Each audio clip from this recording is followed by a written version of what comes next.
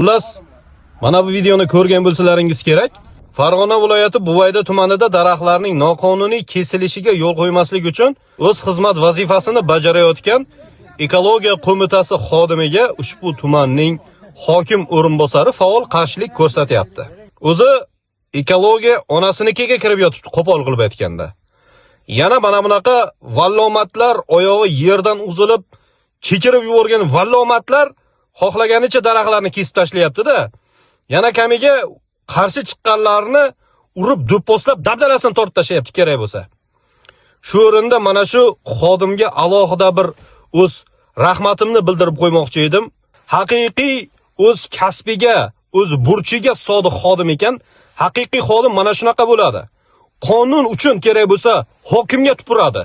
Kerak bo'lsa undan kattasiga tupuradi. Bu qonun. O'zbekistonda hamma narsadan muqaddas turadigan tushuncha bu qonun.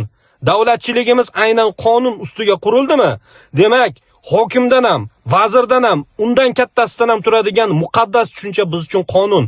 Hech kimni buzishga haqqi yo'q va mana shu qonunni ustuvorligini ta'minlash uchun jonini jabborga berib xizmat qilayotgan barcha xodimlarni boshimizga ko'tarishimiz kerak. Bunaqa xodimlar har doim ham topilmaydi. Va mana shunaqa kamsonli xodimlarni birini bu vallomat hokim o'rinbosari mana videoda ham ko'rishlaringiz mumkin. Kuch ishlatib, yoqasidan tortib, endi aytishlari bo'yicha ichki ishlar idorasiga olib ketgan ekan. Bilmadim, endi bu qanaqa bir oyog'i uzilgan shaxslarki, o'zicha kerak bo'lsa urushdan ham, kaltaklashdan ham qaytmaydi. Bular mana shunaqa o'sib katta bo'lib ketdi-da, o'rganishdi bular vaqtida. Qonun ularga ishlamagani uchun o'zidan ketib oyog'i uzildi. O'sha prezidentimiz ta'kidlaganidek, haqiqiy oyog'i yerdan uzilgan vallomatlar mana shunaqalar bo'ladi-da. Eng qizig'i mana shunaqalar amalda turibdi-da. Bunaqalarni bir daqiqa ham amalda o'tirishga haqqi yo'q. Afsus. Hayf deysa mana shunaqalarni ko'rib. Endi nima deymiz? Ekologiya qo'mitasidan iltimos qilib qolamiz, mana shu xodimini o'z himoyasiga olib, mana bu oyog'i uzilgan amaldorga kerak bo'lsa jinoiy javobgarlikka tortirish masalasini ko'rish kerak. Bunaqalarni bir daqiqa ham bu davlat idoralarida qolishga haqqi yo'q.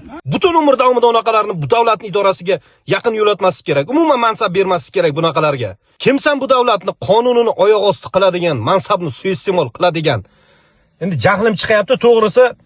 Chunki o'zi mana ko'rib turibsizlar, ekologiya masalasi qay darajada bir kun tartibiga chiqyapti. Butun boshli hukumat, prezident, oliy majlis hamma boshini qotirgan qancha harakatlar bo'lyapti. Sog'lig'imiz ketyapti mana bu yoqda. O'zimizni bolalarimiz mana shu havodan nafas olyapti-da va qayerdagi bir vallomatlar kelib bizni ekologiyamizga qarshi chiqyapti. Kimsan sen? Bu 38 million aholini ekologiyasiga qarshi chiqadigan. Endi shunaqa so'zlar kelyapti, o'zimni ushlab turibman-da. Qonunchilik talabini yaxshi bilganlik uchun ushlab o'tiribman. Agar qo'yib bersa shunaqangi gaplarim bor edi, mazasi qochib qoladigan. Endi shu joyda bir odamlarga ham qo'yil qolmadim-da. Shuncha odam qarab tomoshabin bo'lib o'tiribdi. Bitta hokim kelib yoqasidan tortyapti. Ey baraka topkir, erkaksanlar-ku, hamma shu yerda turibsanlar. Kechirasizlar, akalar. Nima qilyapsan sen? Bu bizni daraxtlarimizni himoya qilyapti. Bu qonunning talabini bajaryapti deb nahotki bitta borib shu hokimni qo'lidan ushlay olmadik. Nahotki biz hokimlardan shu darajada bir qo'rqadigan qo'rqoq millatga aylanib qoldikmi? Nima onasini yemsin, qamalishdan qo'rqib qoldikmi? Juda zo'r bo'lsa agar 15 ga qamatar. Agar undan ham oshib ketsa 1-2 yil ozodlikdan mahrum qilar. O'lmaymiz-ku, sharafimiz bilan o'ylaylik akalar, iltimos. Nima biz uchun kimlardir harakat qilish kerakmi? Qachongacha biz o'zimizni muammomizni kimdir kelib hal qilib berishini kutishimiz kerak.